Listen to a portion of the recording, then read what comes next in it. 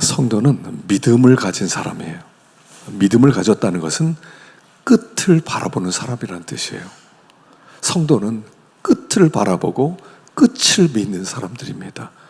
이 세상은 과정으로 이루어졌어요. 과정 속에서 일희 일비 하는 게 아니라, 하나 좋아했다 슬퍼했다 하는 게 아니라, 우리는 항상 끝을 바라보면서 선을 이루시는 하나님을 바라보면서 소망 가운데 사는 사람들이다 하는 말씀이 오늘 본문의 메시지입니다. 그래서 오늘 본문이 아마 다 외우시죠? 우리가 알거니와 하나님을 사랑하는 자, 그 뜻대로 부르심을 받은 자들에게는 모든 것이 합력하여 선을 이룬다, 이렇게 말씀하셨으니까 우리는 하나님이 반드시 선한 열매를 주실 것을 믿고 오늘 감사하고, 오늘 기뻐하고, 오늘 자유하고, 오늘 주님 안에 거하는 사람이 되는 것입니다. 그래서 항상 끝을 바라볼 수 있는 그런 믿음 가져야 될 줄로 믿습니다. 자, 오늘 여기 본문 말씀을 제일 먼저 주시는 메시지가 이겁니다. 믿는 자는 주님을 사랑하는 사람이라는 거예요. 믿는 자는 주님을 사랑해요. 자, 고린도전서 2장 9절 읽어보겠습니다. 시작. 기록된 바 하나님이 자기를 사랑하는 자들을 위하여 예비하신 모든 것은 눈으로 보지 못하고 귀로도 듣지 못하고 사람의 마음으로도 생각지 못하였다 함과 같으니라. 아멘. 하나님이 자기를 사랑하는 자들을 위하여 예비하신 모든 것. 천국은요, 하나님이 사랑하는 자들을 위하여 예비하신 거예요. 그래서 예수 믿는 자는 하나님을 사랑한다는 뜻이에요. 믿습니다. 근데 사랑하지 않으면 믿는다고 할 수 있겠어요? 믿으니까 사랑하는 것이고, 사랑하니까 믿는 것이다, 이런 거예요. 자, 이것은요, 하나님을 사랑한다고 할 때 뭐냐면요, 하나님을 사랑한다, 믿는다는 뜻이라는 거예요. 고린도전서 16장 22절 읽어봅시다. 시작. 만일 누구든지 주를 사랑하지 아니하면 저주를 받을지어다. 우리 주여 오시옵소서. 예, 주를 사랑하지 않으면 저주를 받는다는 거예요. 그런데 내가 예수를 믿는데 예수님을 사랑하지 않으면 저주받는다? 그런 뜻이 아니라, 주님을 믿는다는 것은 주님을 사랑한다는 말이기 때문에 주님을 믿는 자, 주님을 사랑하는 자는 저주를 받지 않고, 주님을 믿는다고 말만 하고 정말 믿음을 가지지 못한 자는 저주 가운데 사는 자라는 뜻이에요. 이 얘기는 다른 얘기로 예수 안 믿으면 저주 받는다, 이런 뜻이에요. 세상에는 두 종류의 사람밖에 없습니다. 하나는 하나님을 사랑하는 사람과 하나는 하나님을 미워하는 사람이에요. 하나님을 사랑하는 사람과 하나님을 미워하는 두 종류의 사람밖에 없어요. 그리고 주님을 사랑하는 자는 이렇게 고백한다는 겁니다. 우리 주여 오시옵소서. 주님 오세요. 뵙고 싶습니다. 빨리 만나고 싶습니다. 함께 살고 싶습니다. 빨리 오셔서 나 좀 데려가세요. 이 사람이 주님을 사랑하는 사람이라는 거예요. 사랑하지 않으면요, 주님 오라고 할 필요가 없잖아요. 주님 귀찮기만 합니다. 안 오셔도 됩니다. 세상이 좋습니다. 이대로 좀 더 살다가 행복하게 살다가 나중에 늙어서 어쩔 수 없으면 그때나 데리고 오세요. 이러지만 주님을 사랑하는 사람은 지금이라도 좋습니다. 오셔서 저를 데려가세요. 이렇게 고백하는 거죠. 자, 주님을 사랑하는 사람은 두 가지로 표현됩니다. 하나는 뭐냐면 말씀에 대한 사랑으로 표현돼요. 시편 119편 97절 읽어보겠습니다. 시작. 내가 주의 법을 어찌 그리 사랑하는지요. 내가 그것을 종일 묵상하나이다. 주의 법을 어찌 그리 사랑하는지요. 내가 그것을 종일 묵상합니다. 하나님의 법을 얼마나 사랑하는지 종일 묵상해요. 왜요? 하나님 사랑하니까. 하나님 사랑하면요, 성경을 사랑해요.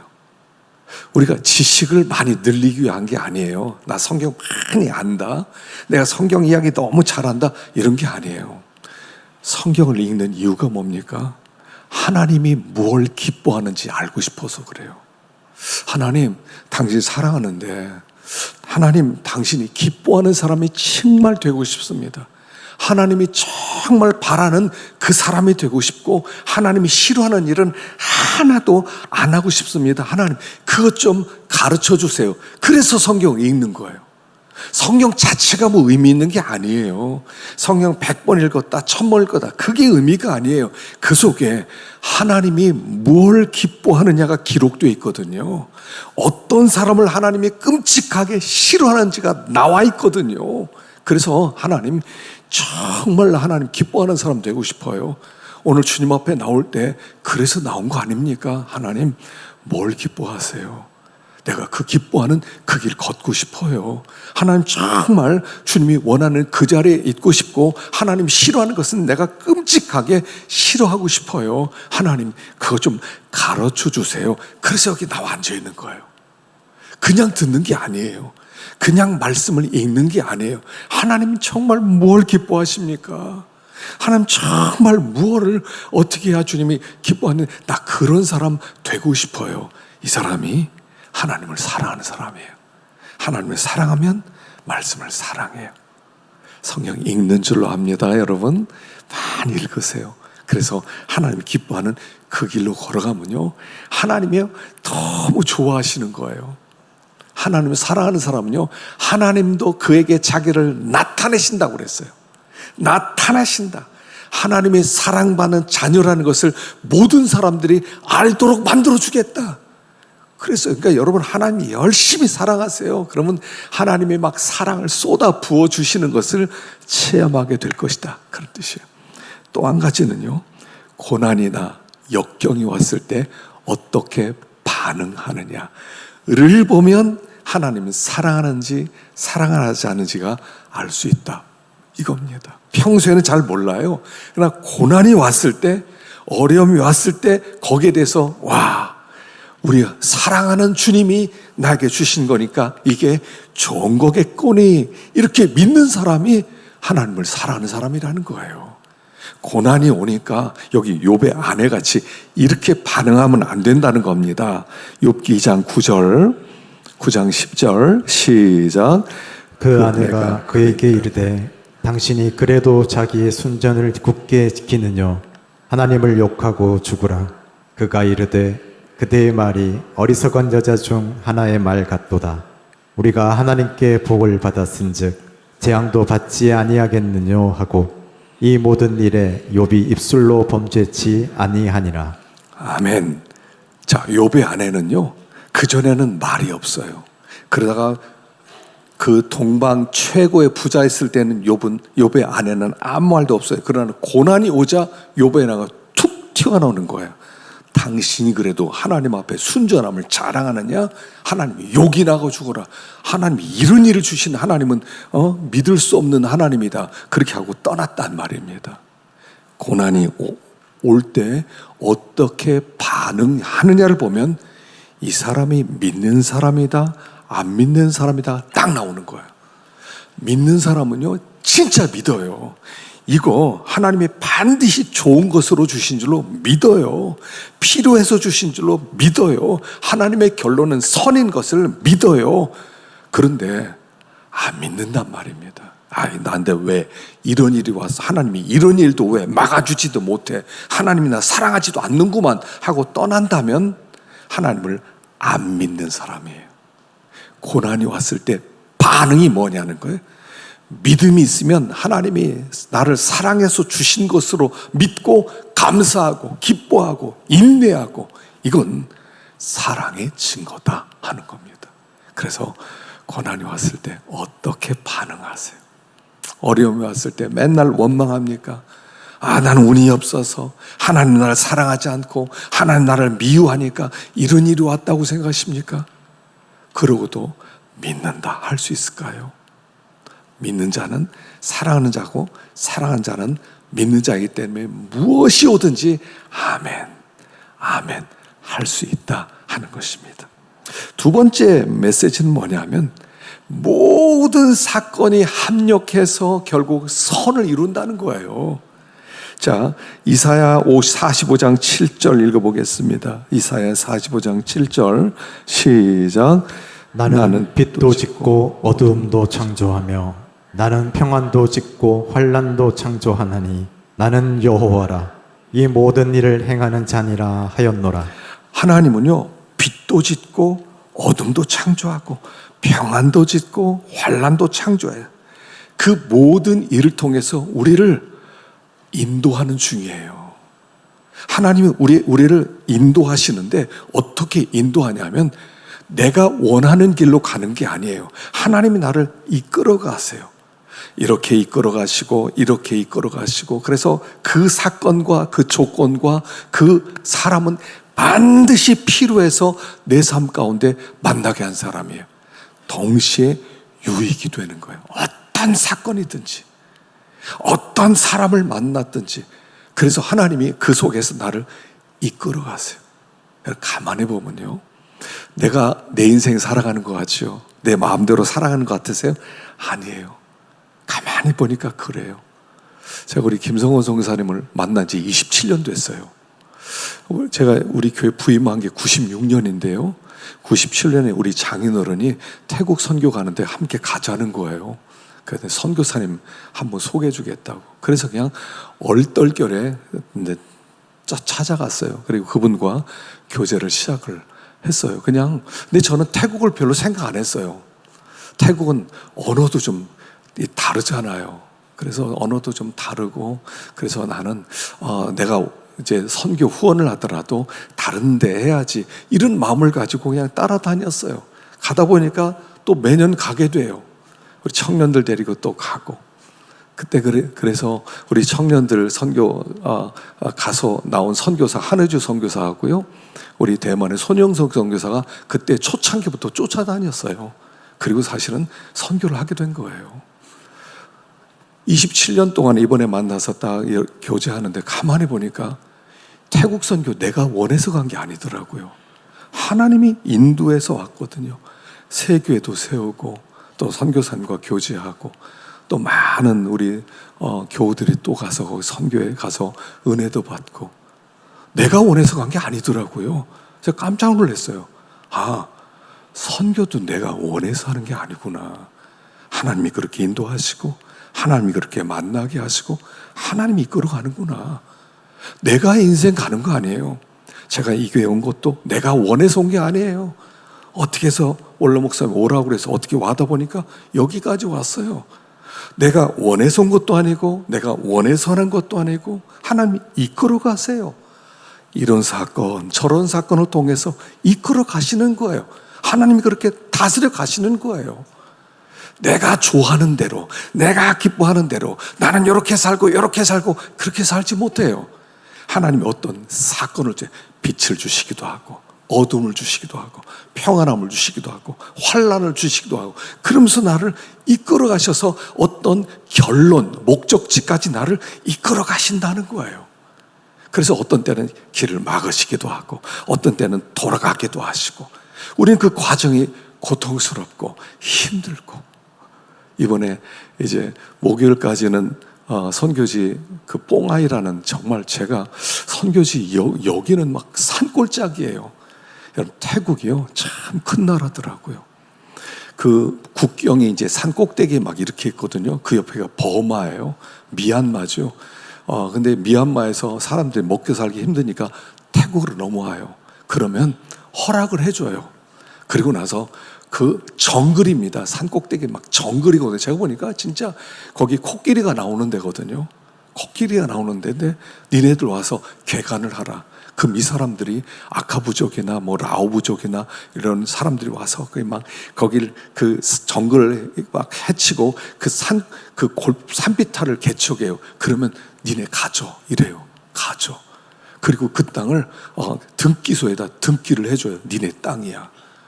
원래는 다 태국에는 왕이 있어서 임금님 땅인데 개척하면 니네 가져. 그럼 산지역에 사람들이 막 그렇게 많이 넘어와요. 그럼 거기에 개간하고 마을이 이루어지고 교회가 세워지고 전기가 들어가고, 그러면 거기를 인정을 해줘요. 정말 뽕하이는 그런 꼭대기거든요. 그래서 목요일 날 거기 그냥 올라다니면서 내 교회 가서 일하러 가는 분 아니고 노인들 모이면 권면하고 한 명씩 안수하고 기도해주고 그 또 다른 교회 가서 또 신방하고 또 힘들더라고요. 이제 목요일까지면 끝나고 금요일 날 저녁 비행기로 와야 되는데 금요일 날 이제 성경 어디 구경시켜 준다고 그러더라고요. 그래서 이제 다 끝났구나. 그랬더니 구경하러 가려고 그랬더니 산사태가 나서 다 막혀서 못 간대요. 가지 말래요. 그러니까 선교사님 뭐라고? 다른 선교지 갑시다. 그래서 또 선교지 또 갔어요.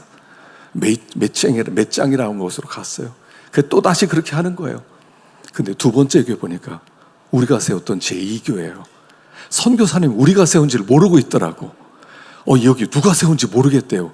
제가 가보니까 우리가 세웠던 교회예요. 2010년에 우리 교우들 많이 가셨죠. 제 사진 보니까 다 있더라고요. 우리 교회예요. 우리가 세웠던 교회. 거기가 길도 놔주고요. 얼마나 좋아졌는지. 이 교회는 거기 인구가 많지는 않은데 24가정 예수를 믿어요. 24가정. 너무 반갑더라고요.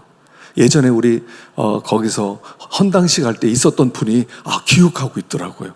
그때 헌당식 했다고. 너무 반가웠어요. 제가 그래서 너무 반가웠고 거긴 또 제일 많이 모였어요. 노인이 많아서 다 안수해주고 다음에 제가 오게 되면 돼지 한 마리 돼지 잡겠다고. 그러니까 그분들이 그래요. 그때도 잡았는데 또 잡겠느냐? 우리가 잡아주겠다. 그래서 거기 가면요 그 사람들 돼지 잡으려고 준비하고 있어요. 거기 갈 생각도 안 했어요, 선교사님들. 그런데 우리가 가려는데 산사태가 나서 길이 막히고 갈 데 없으니까 다시 선교체 방문하다가 제 2교회까지 갔던 거예요. 내 길을 내가 간다고요?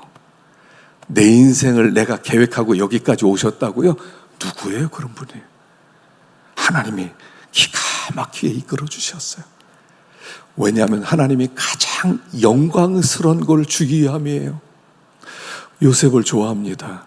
여러분, 근데 요셉의 그 총리가 되고 영광스럽게 된 것만 보지만 그 과정이 다 있지 않았어요. 어릴 때 요셉은 어머니를 잃었어요. 자기 동생 낳다가 죽었어요. 그래서 어렸을 때부터 엄마 없이 아빠만 바라보고 형들 한 가운데서 얼마나 어렵게 살았는지 몰라요. 그리고 형들에서 미움을 받아 팔리기도 해요. 노예 생활을 해요. 언어를 배운다고 어려움도 많아 있었어요.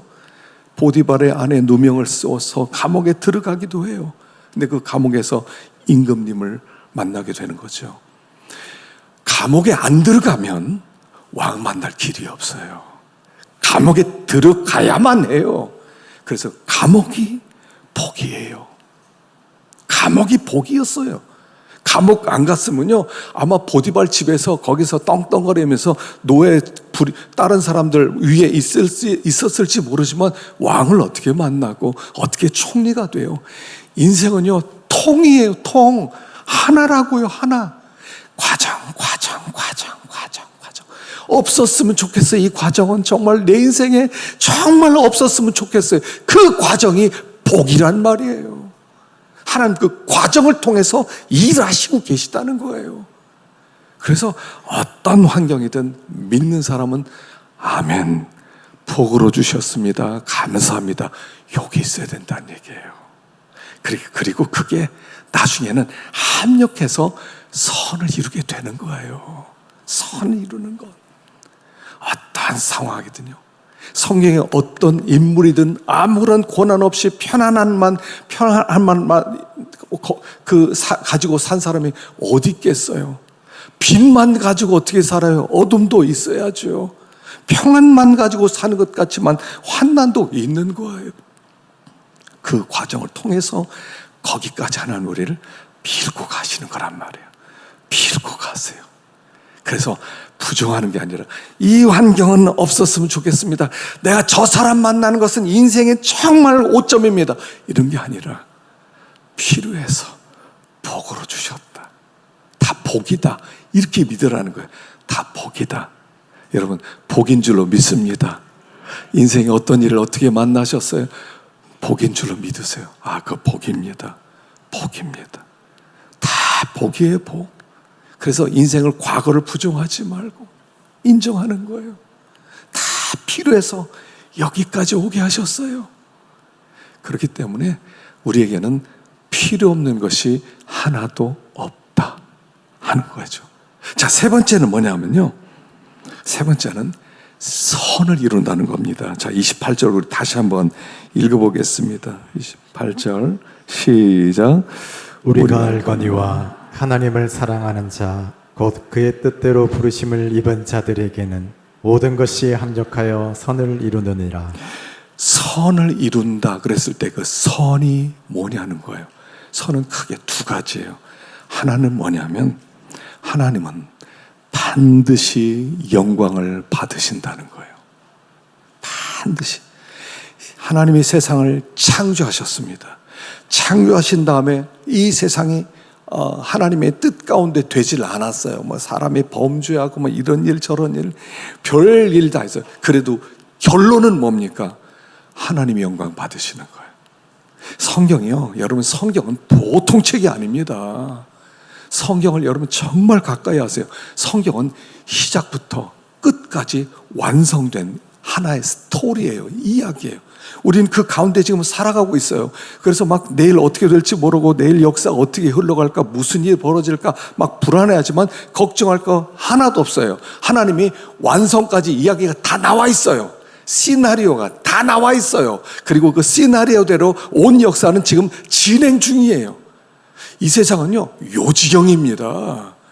아니, 어떻게 이런 세상이 있어요? 어떻게 이렇게 악한 세상이 있어요? 어떻게 사람이 악해도 그렇게 악해요? 아니, 전쟁이 일어났으면 빨리 끝마치고 해야지. 어떻게 전쟁을 일으키는 것도 그렇지만 계속 어떻게 진행시킵니까? 사람들 막 죽어가는데. 어떻게 이럴 수가 있어요? 악한 사람이 얼마나 악합니까? 보이스피싱에서 당한 사람이 얼마나 많습니까? 아니, 사람이 이렇게 악해도 되는 거예요? 아니, 이런 일이 우리 삶 가운데 어떻게 일어날 수 있어요? 이 역사 속에서 사람들이 이성이 있는데, 아니, 어떻게 양심도 있는데, 이런 일들이, 별별 일들이 이렇게 악하게 일어난단 말입니까? 말도 안 되는 일이 얼마나 일어나요?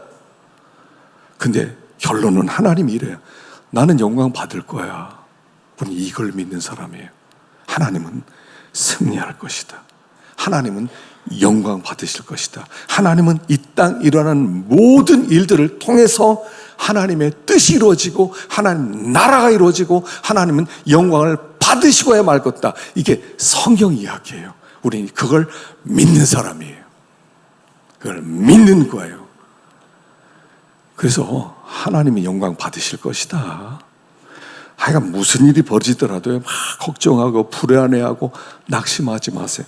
우리 하나님은 영광을 받으실 것이다. 아무리 있어서는 안 되는 일이 있다 하더라도 하나님은 영광을 받으실 것이다. 이걸 믿으라는 거예요. 그게 하나님이 이룰 첫 번째 선이에요. 두 번째 선은 뭐냐면, 두 번째 선은 우리를 영화롭게 만드는 거예요. 영화롭게. 자, 베드로전서 1장 6절 읽어봅시다. 베드로전서 1장 6절 시작. 그러므로 너희가 이제 여러 가지 시험을 인하여 잠깐 근심하게 되지 않을 수 없었으나 오히려 크게 기뻐하도다. 너희 믿음의 시련이 불로 연단하여도 없어질 금보다 더 귀하여 예수 그리스도에 나타나실 때에 칭찬과 영광과 존귀를 얻게 하려 함이라. 여러 가지 시험이 있어요. 여러 가지 시험. 그래서 근심이 많아요. 그런데 여기 보니까 뭐라고요? 오히려 크게 기뻐하도다. 오히려 크게 기뻐하도다. 우리가 오히려 신앙을 가져야 돼요. 오히려. 왜냐하면 너희 믿음의 시련이 불로 연단하여도 없어질 것보다 더 귀해서 예수 그리스도에 나타나실 때 칭찬과 영광과 존귀를 얻게 하려 함이라. 이게 선이에요. 하나님이 이루실 선이 뭐냐면 나예요. 하나님 영광을 받으시는데 나를 통해 영광을 받으세요. 근데 나를 어떻게 만들어서요? 칭찬과 영광과 존귀를 얻을 만한 사람으로 나를 변화시켜서 나를 통해서 하나님이 영광을 받으시고 나의 구원을 완성시키심으로 말미암아 하나님은 높아지실 것이다, 이런 뜻이에요. 하나님의 계획은요, 나예요. 여러분, 우리 세상을 여러분, 정치는 뭐냐면 남 바꾸는 건 정치예요. 나 바꾸는 건 신앙이에요. 자꾸 세상 바꾸고 싶어 하죠. 막 세상 바꿔야 돼. 이건 이렇게 바꾸고 저렇게 바뀌어야 돼. 그럼 근데 기억하세요. 내가 태어나고 내가 죽으면 세상 없어져요. 놀랍지 않아요? 세상은요, 내가 살아있는 동안만 세상이에요. 내가 죽으면 세상도 없어져요. 세상은 나에게 교보제예요. 나를 훈련시키는 장소예요, 장소. 나 죽은 다음에 세상은 어떻게 될 것이고, 아니, 관심 없어요. 내가 죽은 다음에 세상에 무슨 의미가 있어요? 하나님은 나를 훈련시키기 위해서 이 세상을 만들어 주신 거예요. 그러니까 나는 이 세상에서 내가 변화되는 일, 그래서 어떻게 변화돼요? 칭찬과 영광과 존귀를 받을 만한 사람으로 변화되어 가는 길, 이걸 신앙생활 이렇게 말하는 거예요. 여기에 초점을 맞추란 말이에요. 자꾸 누구 어떻고 저거 바꿔줘야 돼, 저거 말이야, 사람이 어떻게 이러고 하지 마시고 나 바꾸세요. 이 환경 속에서 나 바꿔 나가는 거예요. 근데 내가 바뀌어요? 안 바뀌어요. 의지로 바뀌어져요? 나 이래야 되겠다. 바뀌어져요? 안 바뀌어져요. 우리 자녀들 얘기하면 들어요? 야, 요렇게 하면 너 참 좋을 텐데. 애가 들어요? 안 들어요. 사람은 사람을 못 바꿔요. 이걸 알아야 되는데 막 사람 바꾸려고 그래. 너 일로 와봐. 너 좀 바꿔. 사람 안 바뀐다니까요. 내가 나를 변화시키지 못하는데 누구를 변화시켜요? 그래서 하나님이 여러 가지 환난을 주실 거예요. 모든 것을 합력하여 나를 바꾸기 위해서 그런 사건들이 있다는 거예요. 이번에 선교사님 만나니까 기억력이 다 감퇴했대요. 옛날에 사고 났을 때도 기억력이 사라졌는데 이번에 코로나에 감염돼서 쓰러져 있는 걸 사람이 발견해서 그 태국 방콕으로 옮겼답니다. 주치의가 누구냐면요, 왕실 주치의예요. 선교사님이 그때 사역을 잘하셨고 크게 하는 바람에 왕실 주치의가, 선교사님 주치의예요. 왕실 주치의가 오더니 당신이 믿는 하나님이 살리든지 아니면 못 살 거라고. 그래서 다 포기를 했대요. 그래 거의 죽을 인사불성의 상태에 누워있는데, 그래 조금씩 기력이 회복되고, 그리고 나서 겨우 이제 퇴원했는데 부작용으로 기억이 안 되는 거예요. 기억이 풀리지가 않아요. 그래서 이제 만나서 옛날 이야기도 하고, 또 옛날에 이랬다 저랬다니, 그랬냐고. 그러면서 이제 조금씩 회복되면서 얼굴이 풀리기 시작하시더라고요. 그러면서 그 얘기 하더라고요. 너무 감사하다고. 이분이 과거에 이제 그 사역한 것을 비디오로 다 찍어놨는데 한 300개 정도 찍어놨대요. 이분이 큰 사역을 많이 했거든요. 큰 일들 많이 했어요. 제가 미국 훌루에서 공부할 때 그때 선교사님들한테 전설 같은 사람이었어요. 태국에 가면 김성곤이라는 선교사가 있는데 그분 엄청난 선교사라고, 그리고 제가 그분을 만나게 된 거예요. 그래서 그분은 국회의원, 대법관 이런 귀족들을 만난 그런 분이었거든요. 그러다 보니까 나도 모르게 그분이 교만함이 있었다는 거예요. 근데 이런 사건 다 나니까 다 잊어버리게 하셨다는 거예요. 다 잊어버리게 하셨다. 이제 겨우 내가 목숨 부지했는데 남은 생에 하나님이 마무리 잘하라고 조금 살려두신 것 같다고. 그래서 이분이 교회를 한 70개 정도를 세우셨어요. 그러니까 한 교회 제가 갔더니 그래요. 그 한 교회당 일주일씩만 이렇게 권면하고 이렇게 집회를 하더라도 1년 반 걸린대요. 근데 하나님이 다 잊어버리게 하셨다고. 옛날에 내가 뭘 했고 어떤 일을 했고 다 잊어버리게 했다고. 그 이제 남은 생에는 그냥 저한테 그래, 같이 하자고. 오래 저한테 오래.